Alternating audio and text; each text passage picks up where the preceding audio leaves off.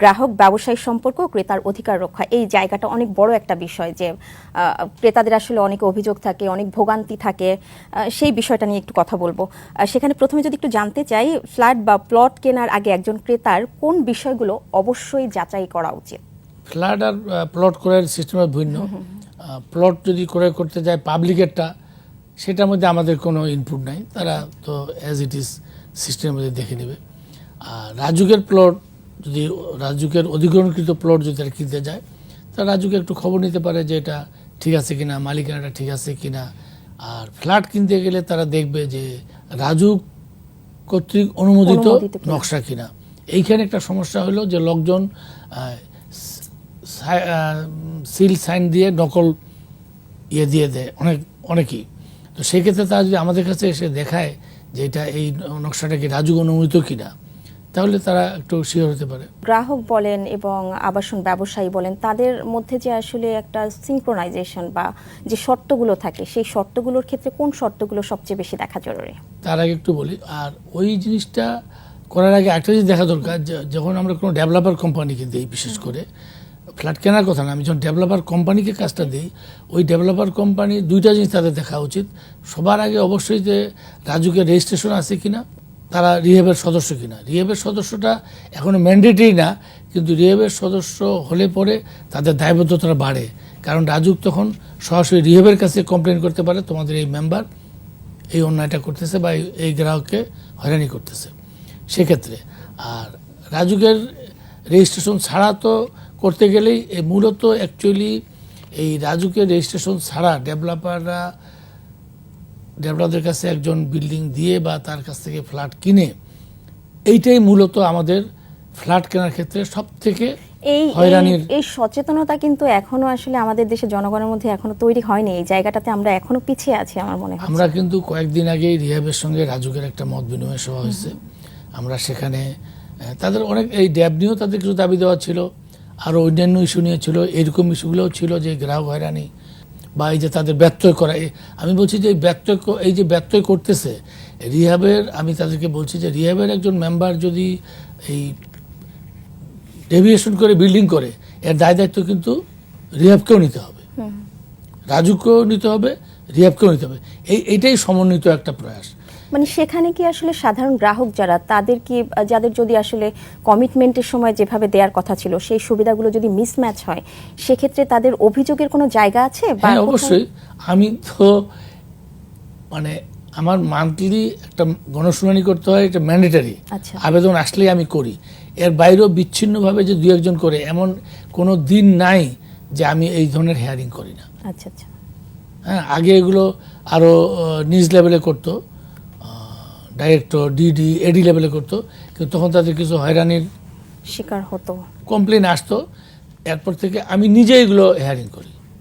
দুই একটা ক্ষেত্রে হয়তো আমার মেম্বারদেরকে দিই, তার নিচে হেয়ারিং আমরা করি না। আমরা যেহেতু তারা যেন ন্যায় বিচারটা পায়, এই জন্য আমরা নিজেরা হেয়ারিং করি। তারা যে, কিন্তু এক্ষেত্রে সমস্যাটা ওই যে বললাম, মূলত দেখা যাচ্ছে যে যাকে দেওয়া হয়েছে সে আমাদের রেজিস্টার্ড ডেভেলপার না। তাহলে তো তাকে আমি তারপরও বলি না, তাকেও আমরা তারপরও বিভিন্ন অবস্থায় আমরা চাপ দেই, কিন্তু তার যদি রেজিস্টার্ড না হয়, হ্যাঁ, তাহলে তো আমাদের জন্য সমস্যা হয়ে যায়। কিন্তু এই জায়গাটাতে কিন্তু এই যে আমি কিছুক্ষণ আগেই যেটা বলছিলাম যে অনেক পিছিয়ে আছি আমরা, যে এখনো অনেক রিয়েল এস্টেট কোম্পানি হচ্ছে রাজুকে এনলিস্টেড না, কিন্তু তারা প্রতারিত হচ্ছে।